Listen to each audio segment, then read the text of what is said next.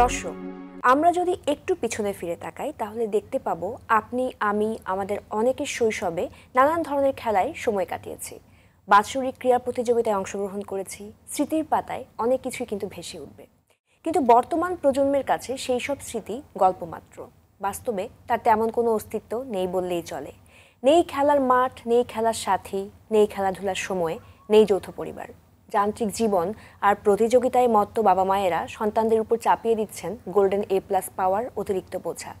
সেই বোঝা টানতে টানতে পড়ালেখার বাইরে আর কোনো দক্ষতা অর্জনের নেই এতটুকু ফুরসত, নেই শিল্প সাহিত্য সংস্কৃতির চর্চা, যার ফলে নতুন প্রজন্মের নেই কোনো শৈশব স্মৃতি, নেই শারীরিক কসরত। দর্শক, মার্কেন্টাইল ব্যাংক নিবেদিত RTVর মনের কথা অনুষ্ঠানে সবাইকে আমন্ত্রণ জানাচ্ছি। আমি নুসরাত সাবরিন চৌধুরী, পাওয়ার্ড বাই বেনি বুনন। আজকের পর্বের বিষয় নির্ধারণ করা হয়েছে শারীরিক ও মানসিক বিকাশে খেলাধুলার গুরুত্ব। স্টুডিওতে এই বিষয়ে কথা বলতে উপস্থিত আছেন SA সুলতান, সাবেক সভাপতি, বাংলাদেশ ফুটবল ফেডারেশন। কেমন আছেন? ভালো আছি, আপনি কেমন আছেন?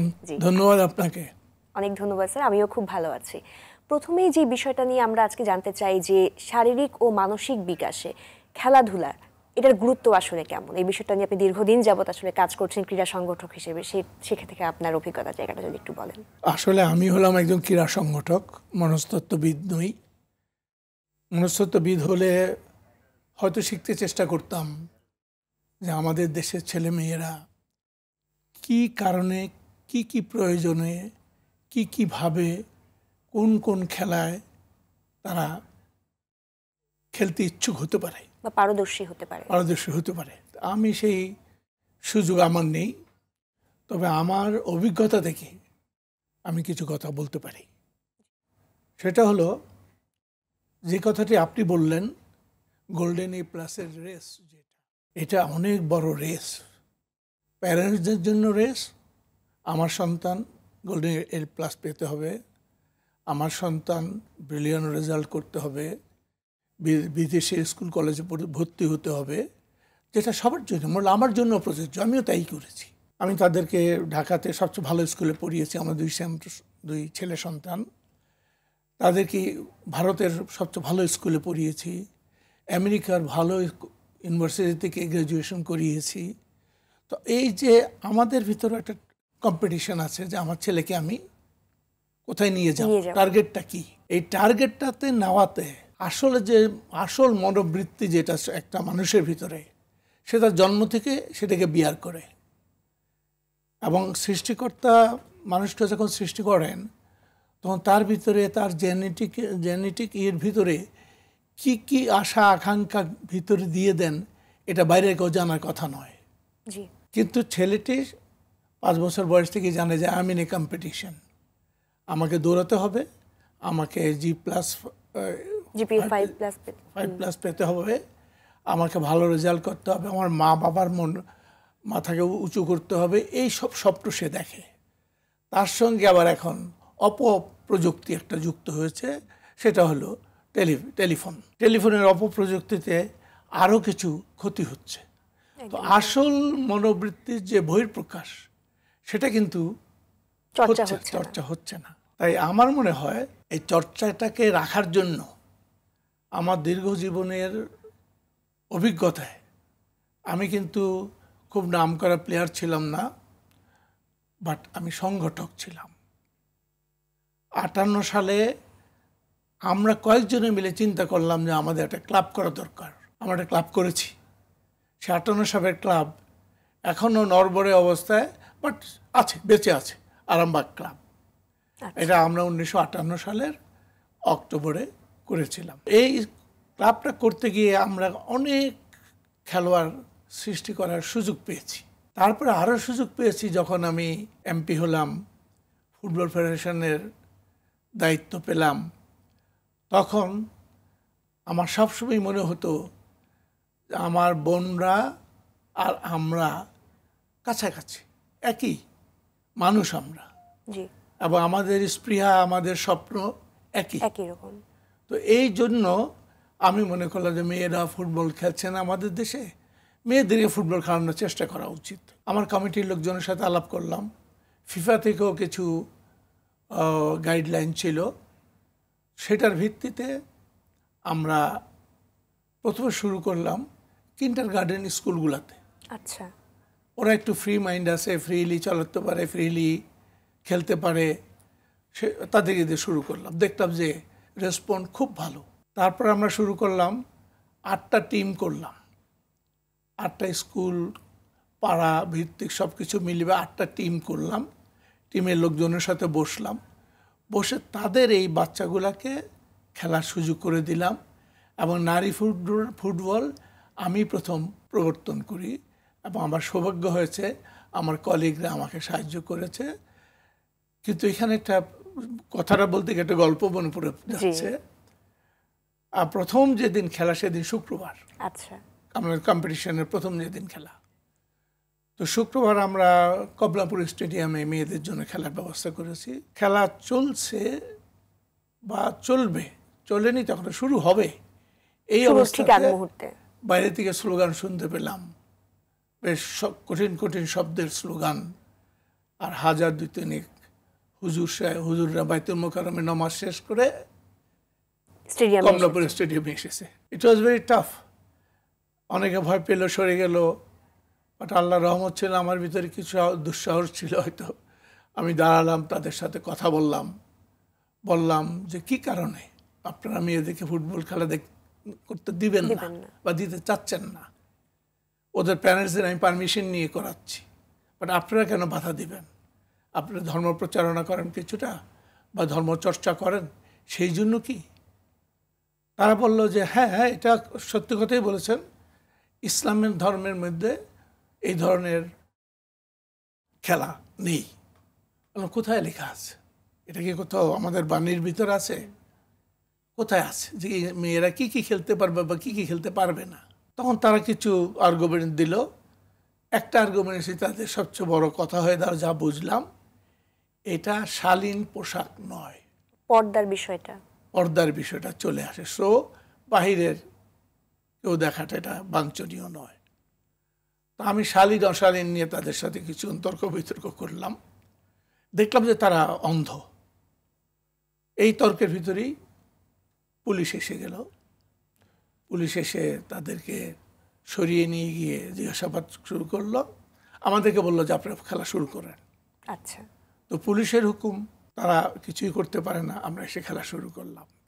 নারী ফুটবলের অগ্রযাত্রা সেদিন থেকে আজ আল্লাহ রসিম রহমতে আপনারা সবাই যারা আছেন এই খেলোয়াড়দেরকে মনস্তত্ত্ব ব্যাপারে সাহায্য করেন, তাদের মাধ্যমে নারী ফুটবল বাংলাদেশে বেশ সুন্দর একটা জায়গা করে নিয়েছে। এবং ভবিষ্যতে যদি আরও ফ্রিডম পায়, আরও ব্যাকিং পায়, প্যারেন্টসদের ব্যাকিং থেকে শুরু করে সমাজের ব্যাকিং, তারপরে আর্থিক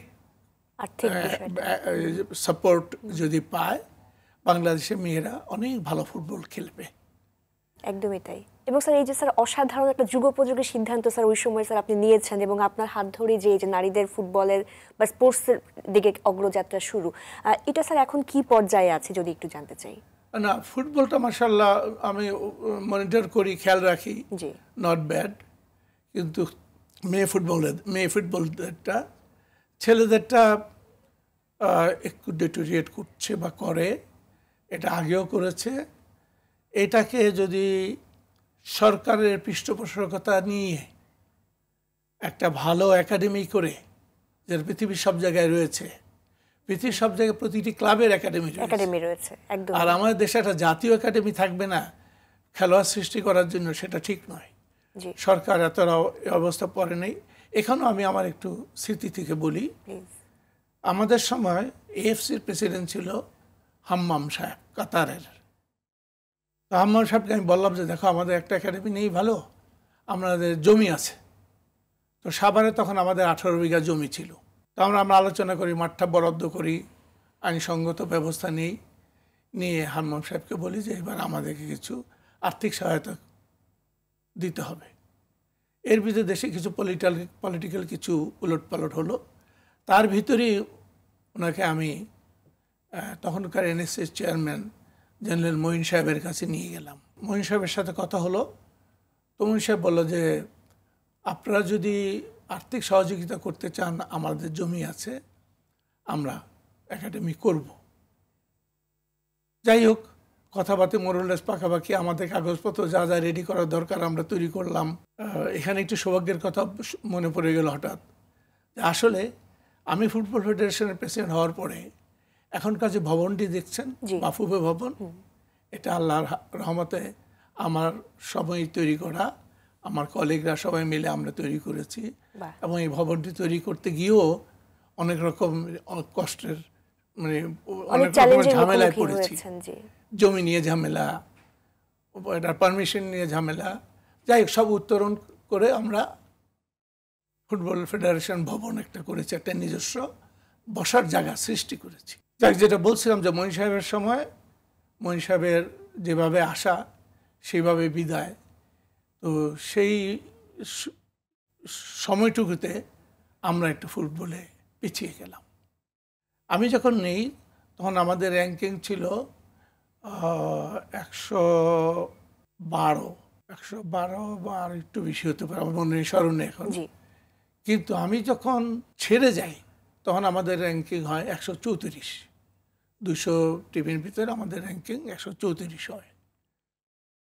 কিন্তু মাঝে দিয়ে ওই 2005 এবং 2006 সালে যে আনরেস্ট চলতেছিল, সেই আনরেস্টের সময় আমাদের খেলাধুলাটা বাংলাদেশে প্রায় বন্ধ ছিল, তখন আবার কিছুটা ফল করে গিয়েছিল।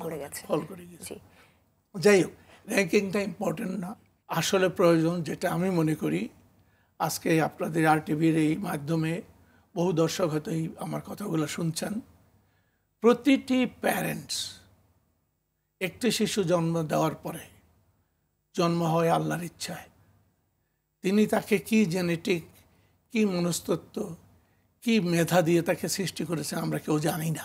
একদমই তাই। এই প্যারেন্টসদের প্রয়োজন হলো তাদেরকে তাদের শারীরিক শক্তি বৃদ্ধি বা খাওয়া দাওয়া পরিচয় সব কিছু, সামাজিক অবস্থান, আশেপাশের অবস্থান কেমনভাবে সৃষ্টি করে রাখা, এবং মানসিক বিকাশ, যে মানসিক বিকাশ ঘটে, প্রতিটি শিশুর মানসিক বিকাশ ঘটে, that is very important.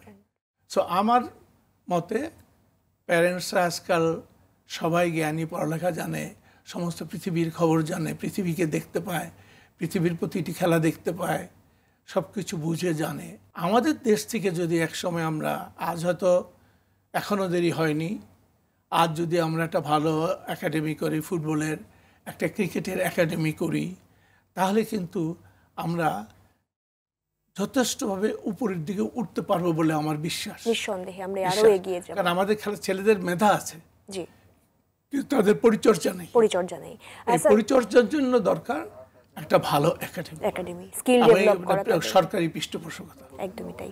Sir, প্রথমেই যেটা বলছিলেন যে এই যে একটা অপপ্রযুক্তির প্রভাব, এখন আমরা দেখি যে ফুটবলটা আসলে আমাদের মাঠে খেলার কথা বা ক্রিকেটটা মাঠে খেলার কথা, সেটা কিন্তু মানুষ এখন মোবাইলে ডিভাইসে বসে বসে, রুমের মধ্যে বসে বসে অনলাইনে খেলছে। তো এই যে ডিভাইসের প্রতি একটা আসক্তি, এবং এখানেই কিন্তু আমরা আমাদের খেলা, আমাদের সব কিছু আমরা এটার মধ্যে একটা সীমাবদ্ধতা করে নিয়েছি, এটা কি আসলে শারীরিক এবং মানসিক বিকাশের অন্তরায় বলে মনে করেন কিনা, এবং এখান থেকে আসলে বের হয়ে আসতে কি কি পদক্ষেপগুলো গ্রহণ করা উচিত? প্রথমে এই যে অপপ্রযুক্তি বললাম, একটি কারণেই এই প্রযুক্তিটা একটি শিশু ধরেন 5-7 বছর, 10-15 বছর, 3-4টা ভাগ করা যায় শিশুকে, তার যৌবন পর্যন্ত। এই প্রতিটি জায়গায় একটা প্রতিবন্ধকতাটা হলো এই অপপ্রযুক্তি। জন্মের পর থেকেই যখন তার একটু সেন্স আসে, দেখে যে তার বন্ধুর হাতে টেলিফোন আছে, বাবা আমার কাছে আবদার, প্রথমে টেলিফোন দাও, পেলো টেলিফোন দেওয়ার পরে এখন খেলা হবে বাংলাদেশের, ইচ্ছা করে সে কিন্তু মাঠে যেতে পারে, কিন্তু সে যাবে না, সে ঘরে বসে এটা দেখতে পারে। এই দেখতে গিয়ে তার অলসতাটাকে আরো বেশি প্রাধান্য দিয়ে ফেলে, তখন সে অলস হয়ে যাচ্ছে। এরপরে যে খেলা, ইভেন খেলা, ফুটবল টেলিফোনেই খেলা যায়, ক্রিকেট টেলিফোনেই খেলা যায়, এটা আসলে কিন্তু মাঠের খেলা হাতে হয় না। মাঠের খেলাটাকে মাঠেই খেলতে হবে। একটা শিশু যখন স্কুলে যায়, আর যেরকম আমরা যখন স্কুলে প্রথম গিয়েছি ধরেন 50s-এ, তো আমাদের ছিল স্কুলের ঘন্টা বাজলো, সকালে গিয়ে লাইন আপ করলো মাঠে, ক্লাসে নয়, কিন্তু অ্যাসেম্বলি হয়, যেটা হয় মাঠে গিয়ে পিটি, পিটি আধা ঘন্টার পিটি করে শারীরিক কসরত করতে হয়। সেটা 8-9 বছরের বাচ্চাও রয়েছে, 15-16 বছরের বাচ্চাও রয়েছে। তো সেই পিটি কসরত করে টোরে ক্লাসে আসে, তাতে করে তার একটা দৈহিক একটা ডেভেলপমেন্ট হয় এবং মানসিকও ডেভেলপমেন্ট হয়। কারণ এই পিটিগুলো সবগুলো চর্চার ভিতরে একটা মানসিক প্রশান্তি আসে। যখন শেষ হয় খুব ভালো লাগে, শরীরটা রিল্যাক্স লাগে, মনে হয় যে আমি কিছু একটা করলাম। তো এই যে আমি একটা কিছু করলাম বা করার স্পৃহা, এই যে শিশুদের ভিতরে জন্মগ্রহণ করায়, এটা কিন্তু একটা বিরাট এফেক্ট। আপনি তো শিশু বিশেষজ্ঞ, শিশুদের মনস্তত্ত্ব নিয়ে কাজ করেন, আপনি হয়তো আমার সাথে একমত হবেন যে একটি শিশুর মনস্তাত্ত্বিক বিকাশের জন্য তার প্রথম শিক্ষক হলো তার বাবা মা। নিঃসন্দেহে তারা তাকে তার নার্সিং করা, তার খাওয়া দাওয়ার প্রতি দৃষ্টি দেওয়া, যে সে নিউট্রিশন ফুড খাচ্ছে কিনা বা পাচ্ছে কিনা চেষ্টা করা, সাধ্যমতো তার চেষ্টা করা দরকার। আর আমাদের দেশে ধরেন ক্রিকেট খেলা একটু উচ্চ মধ্যবিত্তের খেলা, কারণ এটা একটু এক্সপেন্সিভ খেলা, এটাতে অনেক কিছু প্রয়োজন হয়। সেখানে উচ্চ মধ্যবিত্তের প্যারেন্টসদের আবার প্রবলেম হয়, তার ছেলে ক্রিকেট খেলবে না। কেন খেলবে না? ক্রিকেট খেলায় তো কোনো ইনসেন্টিভ নাই। ইনসেন্টিভ হলো আমার ছেলেকে আমি ইঞ্জিনিয়ার বানাবো, ডক্টর বানাবো, বিদেশে থেকে পাস করাবো, তো তার জন্য ইনসেন্টিভ হয়ে দাঁড়াবে। তো এটা একটা রং অ্যাটিটিউড। আসলে আপনাদের মতো মানুষ যারা এইগুলো নিয়ে চর্চা করেন, তারা প্রথমেই প্রতি স্কুলে একজন করে আপনাদের মতো শিক্ষক রাখা উচিত। তার এই বিষয় নিয়ে আমরা আরো কথা বলবো ছোট্ট একটা বিরতির পর। ধন্যবাদ। দর্শক, মার্কেন্টাইল ব্যাংক নিবেদিত মনের কথা অনুষ্ঠান থেকে এই মুহূর্তে নিয়ে নিচ্ছি ছোট্ট একটি বিরতি, পাওয়ার্ড বাই বেনিবুনন। বিরতির পর আমরা আরো গুরুত্বপূর্ণ আলোচনা করব। আর টিভির সাথেই থাকুন।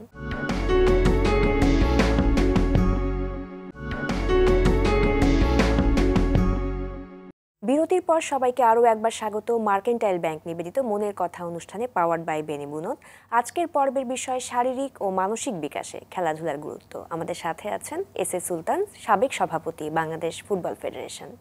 স্যার, যে বিষয় নিয়ে আমরা কথা বলছিলাম যে মানসিক বিকাশের জায়গাটা, এবং এখানে শিক্ষা প্রতিষ্ঠানে কিছু গুরুত্বের জায়গা আছে। এখন স্যার আমরা অনেক ক্ষেত্রেই দেখি যে শিক্ষা প্রতিষ্ঠানগুলো কিন্তু একটা বিল্ডিংয়ে চলে আসছে, যে স্কুল কলেজ বা ইউনিভার্সিটিও অনেক ক্ষেত্রে একটা নিজস্ব ক্যাম্পাস, বা আমরা ছোটোবেলায় যে স্কুল বলতে একটা স্কুলের খেলার মাঠ, যেখানে তারা শিখবে এবং সামাজিক দক্ষতাগুলো বৃদ্ধি করবে, শারীরিক মানসিক বিকাশের চর্চা হবে, সেই বিষয়গুলো কিন্তু এখন অনেকটুকু নাই বললেই চলে।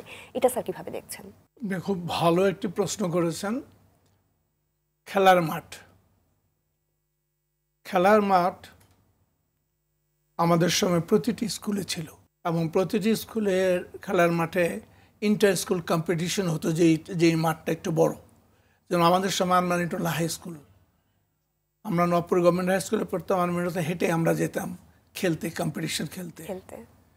তো এরকম এখনও অনেক স্কুল রয়েছে যেখানে বিল্ডিং রয়েছে, যেটা বললেন, স্কুল মাঠ নাই।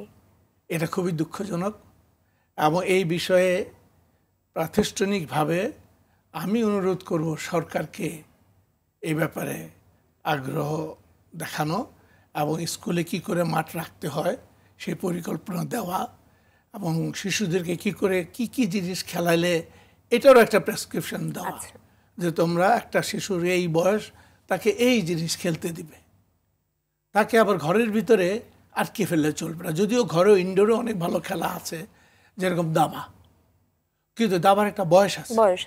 সেই বয়স সীমা পর্যন্ত না যাবে, দাবা খেলতে পারবেন না আপনি, আপনার সে মেধার বিকাশ ঘটাতে অসুবিধা হবে। তো ধর ইনডোর খেললেও, ইনডোরেও দাবা খেলতে পারে, অন্যান্য আরও কিছু ক্যারাম আছে, টেবিল টেনিস আছে ইত্যাদি।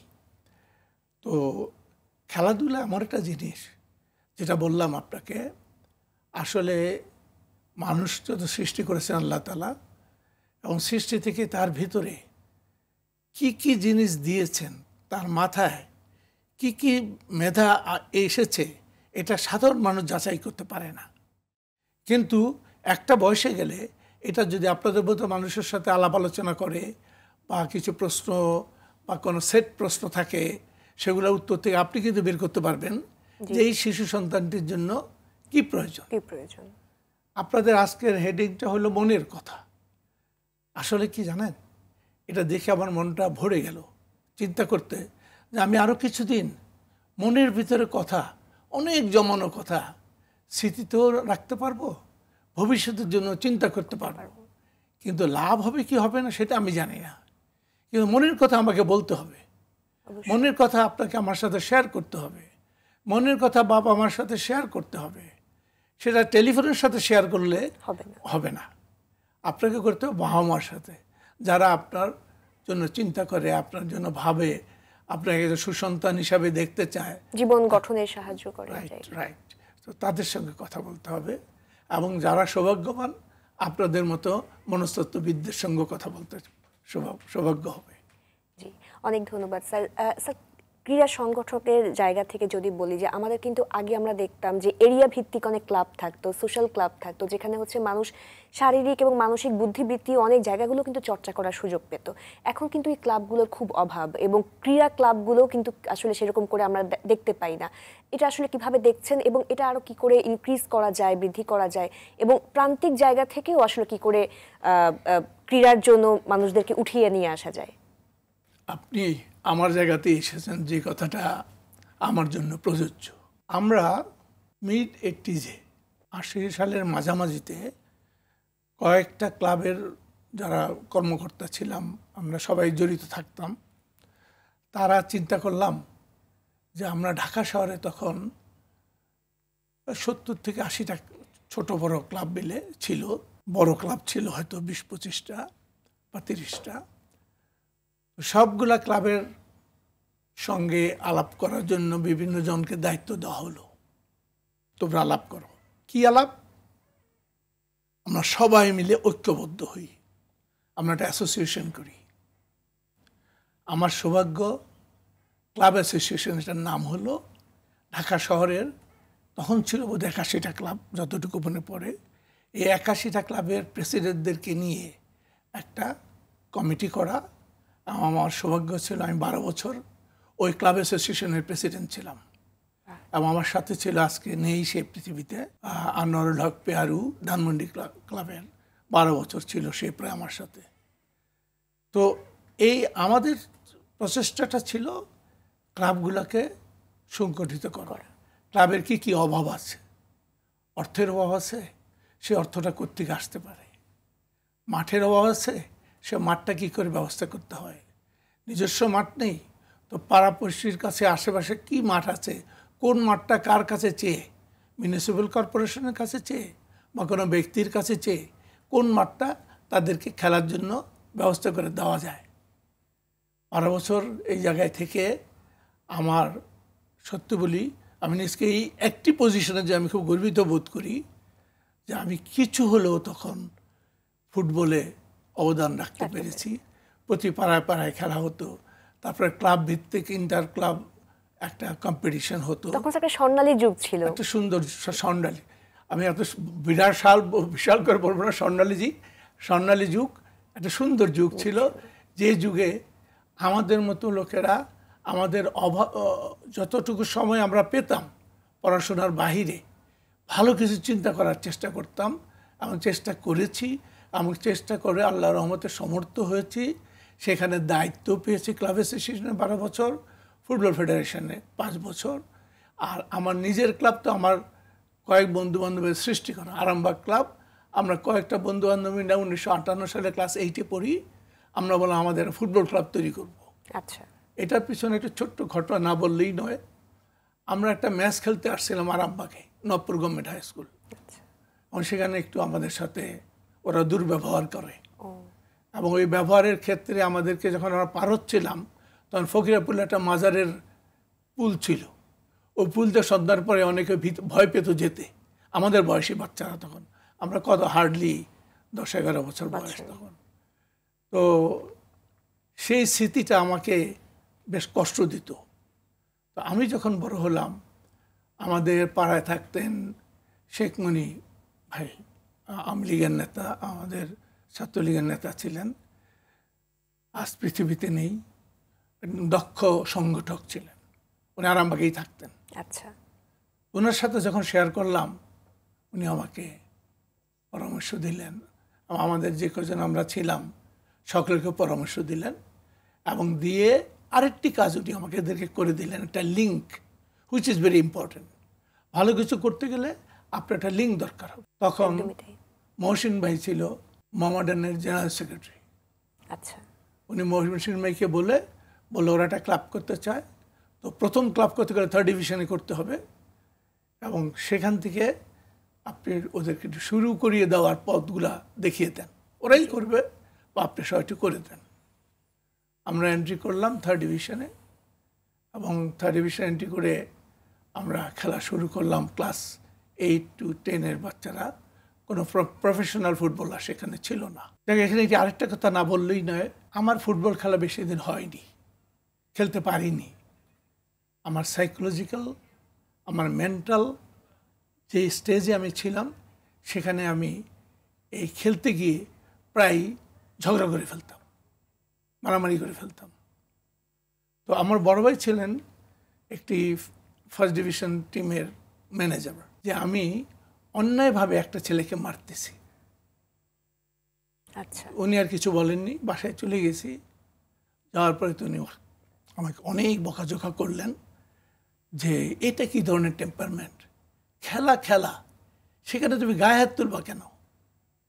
যাক, আমাকে অনেক রকম তিরস্কার করার পরে আমার ভিতরে আসলো যে আসলে ফুটবল বোধহয় আমার খেলা না, খেলতে পারি বাট অত ভালো বোধহয় আমার দ্বারা হবে না, আমি ক্রিকেট খেলবো। আচ্ছা, এই স্কুলে কয়েকজন বন্ধু বান্ধব যারা ক্রিকেট পাগল ছিল, আমরা এই ক্রিকেট খেলা শুরু করলাম। তবে ক্রিকেটে আমি আল্লাহর রহমতে ভালো করেছি, পাকিস্তান টিমের চান্স পেয়েছি। এয়ারফোর্সে যখন আমি ছিলাম তখন আমার সৌভাগ্য হয়েছে পাকিস্তান টিমের ক্যাপ্টেন স্কোয়াড্রন লিডার ইমতিয়াজ, তার অধীনে 3টা ম্যাচ খেলা, আমি ওয়াজ দ্য ওপেনিং বোলার। সে আমাকে সাংঘাতিক পছন্দ করতেন, অসাধারণ অভিজ্ঞতা। আমার সৌভাগ্য, এটা আমি প্রায় মনে করি। আমার নিজের কাছে নিজে ভাল লাগে যে আমার এত বড় একজন মাপের ক্রিকেটার, পাকিস্তান টিমের ক্রিকেট ক্যাপ্টেন, তার অধীনে আমি খেলার সৌভাগ্য অর্জন করেছি। তো এমনি করে প্রতিটি ছেলের ভিতরে, সন্তানদের ভিতরে পারিবারিক যদি ইন্টারফেয়ারেন্স থাকে, যেরকম আমারটা হয়েছে। আমার ভাই ফুটবলার, নিজেরা ফুটবল ক্লাবের ম্যানেজার, তিনি ঠিকই বুঝেছেন যে ফুটবল আমার দ্বারা হবে না, এবং আমাকে সঠিক পথে নিয়ে আসছে। আমি ক্রিকেট খেলেছি, পরবর্তীতে অনেক দিন আমি ক্রিকেট খেলেছি। রিটায়ার করার পরেও ঢাকা ক্লাবের ম্যাচগুলো চিটাং সঙ্গে এক্সাইটিং ম্যাচ অনেক খেলেছি আমরা। তো আমার ক্রিকেট খেলা হতো না যদি বড় ভাই সেদিন আমাকে সৎ পরামর্শ না দিতেন, ফুটবল তোমার খেলা না, তুমি একটু উগ্র টাইপের, তুমি অতি সহজেই ঝগড়া করে ফেলবা, এটা তোমার খেলা। ফুটবল হলো পেশেন্সের খেলা, তোমাকে মারবে, তোমাকে সহ্য করতে হবে। সুতরাং পরিবারের একটা ইনভলভমেন্ট এবং দিক নির্দেশনা, গাইডলাইন খুব প্রয়োজন। সেই কথাই আসলাম যে জন্ম থেকেই একটা মা বাবা তার সন্তানকে লালন পালন করে যেভাবে, সেই লালন পালনের ক্ষেত্রে প্রতিটি জায়গায় একটা টাচ রাখতে হয় খেলার।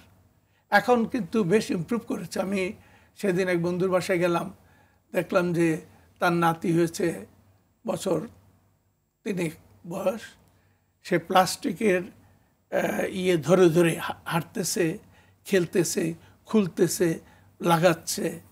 এই যে তার মানসিক বিকাশের একটা বিষয়, এই যে তার যে চিন্তাধারাটা, এটা থেকে আমার খুব ভালো লাগলো।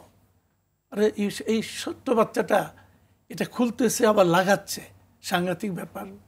তো এটা প্যারেন্টসদের ইনফ্লুয়েন্স বা প্যারেন্টসদের সহযোগিতা। জি স্যার, মাধ্যমিক এবং উচ্চ মাধ্যমিক পর্যায়ে শারীরিক শিক্ষা যে কোর্সটা আছে, সেটা কি আসলে কম্পালসারি করা উচিত বলে মনে করেন কিনা, এবং যদি কোনো দিক নির্দেশনা থেকে থাকে আপনার ক্ষেত্রে, যে কি করে আমরা আরো মানুষকে খেলাধুলার প্রতি উৎসাহিত করতে পারি? আসলে খেলাধুলার প্রতি সুযোগ হয়, আগ্রহ বাড়ে, এবং সে আগ্রহ নিয়ে চলতে শিখে পথ চলা শুরু করে যারা কিছুটা শিক্ষিত পরিবারের সন্তান বর্তমানে, বা পাড়াপড়শিতেও পাড়ায় যে সমস্ত ক্লাব রয়েছে, সংগঠন রয়েছে, বা মুরব্বীরা যেখানে বসে গল্প টল্প করে, ঠিক এই সমস্ত জায়গাগুলো থেকে খেলাধুলার প্রতি আগ্রহটা বাড়ে। তো এই আগ্রহটা বাড়লে একে আবার বাস্তবায়ন করার জন্য প্রতিটি প্যারেন্টসেরই উদ্যোগ নেওয়া উচিত। অনেকের আছে নিজের বাড়ির উদ্যোগ নাই, পাশের বাড়ি থেকে আরেকজন উদ্যোগ নিয়ে বলতেছে, এই তোমার ছেলেকে দেখলাম ওই অমুক জায়গায় একটা বল শর্ট করলো, ইট ওয়াজ সো গুড, তো ওকে খেলা শেখাও না কেন? এই তার মাথায় ঢুকলো যে আমার ছেলে ভালো শর্ট করে, সো তাকে ফুটবল খেলানো শেখা যেতে পারে। বা বললো কেউ যে একটা ব্যাটে একটা হুক করলো, ওয়াও কি হোয়াট এ শট, তো সে প্যারেন্টস তার ভিতরে আগ্রহ জাগলো। তো এই ধরনের এগুলো একটা ইনডাইরেক্ট প্রতিষ্ঠান। এই যে মানুষের যে ইন্টারাকশনগুলা, এগুলো একটা প্রতিষ্ঠানের মতোই কাজ করে। তো আমার বক্তব্য থাকবে যে আমাদের দেশ যেহেতু অর্থনৈতিকভাবে এখনও স্বয়ংসম্পূর্ণ বা অনেক ভালো উঁচু মাপের আমাদের পার ক্যাপিটা ইনকাম না, আমাদের দেশে সরকারকে উদ্যোগ নিতে হবে। সরকারকে স্কুলগুলোকে ডাইরেক্টিভস দিতে হবে, স্কুলগুলোতে খেলাধুলা কম্পালসারি করতে হবে। খেলাধুলার ব্যাপারে আমাদের দেশের অর্থনৈতিক কারণে, আমাদের ব্যবস্থাপনার কারণে আমাদের উদ্যোগ নিতে হবে সরকারকে। ধন্যবাদ স্যার আপনার মূল্যবান সময়ের জন্য। আপনাকেও ধন্যবাদ। এবং আমার স্বপ্ন যে কটা দিন বাকি বেঁচে আছি যেন দেখি বাংলাদেশ অ্যাটলিস্ট একটা খেলায় শীর্ষে যেতে পারে। ক্রিকেট একমাত্র খেলা যে খেলাতে বাংলাদেশ একদিন নাম করতে পারবে, একদিন অন্তত চ্যাম্পিয়ন হতে পারবে, যদি সরকারের পৃষ্ঠপোষকতা, বলিষ্ঠ নেতৃত্ব থাকে। আমাদের নেতৃত্বেরও অভাব আছে। জি, আমরাও আশাবাদী, আমরাও একই আশা ব্যক্ত করছি। ধন্যবাদ স্যার, খুব ভালো থাকবেন। আপনাকেও অনেক ধন্যবাদ। দর্শক শ্রোতা যারা আজকের এই অনুষ্ঠান আমাদের সঙ্গে দেখলেন, তাদেরকেও ধন্যবাদ। দর্শক, শিশুদের মানসিক ও শারীরিক বিকাশে মৌলিক চাহিদা পূরণের পাশাপাশি খেলাধুলাও একইভাবে গুরুত্বপূর্ণ ভূমিকা পালন করে। শুধু শিশুদের নয়, প্রাপ্তবয়স্ক সকল মানুষের শারীরিক ও মানসিক সুস্থতার জন্য খেলাধুলার কোনো বিকল্প নেই। বর্তমানে ডায়াবেটিক্স সহ বিভিন্ন শারীরিক সমস্যা দেখা দেয় শরীরচর্চা, খেলাধুলা অথবা ব্যায়াম না করার কারণে। রুটিন মাফিক জীবন না করলে আমরা আসলেই শরীর ভালো রাখতে পারবো না। সবাইকে নিয়ে ভালো থাকতে হলে খেলাধুলার ব্যবস্থা রাখা জরুরি, পারিবারিক বন্ধন অটুট রাখা জরুরি, নিজেকে ভালো রাখা, মনের কথা শোনা জরুরি। আসুন খেলার মাঠ ও খেলার অভ্যাস দুটোকে প্রাধান্য দিয়ে সঠিক ব্যবস্থাপনার মাধ্যমে আগামীর সুনাগরিক গঠনে আমরা সচেতন হই। আজকের মতো বিদায় নিচ্ছি মার্কেন্টাইল ব্যাংক নিবেদিত আরটিভির মনের কথা অনুষ্ঠান থেকে, পাওয়ার্ড বাই বেনি বুনন। সবাই ভালো থাকুন, সুস্থ থাকুন, দেশকে ভালোবাসুন আর অবশ্যই নিজেকে মাদক মুক্ত রাখুন।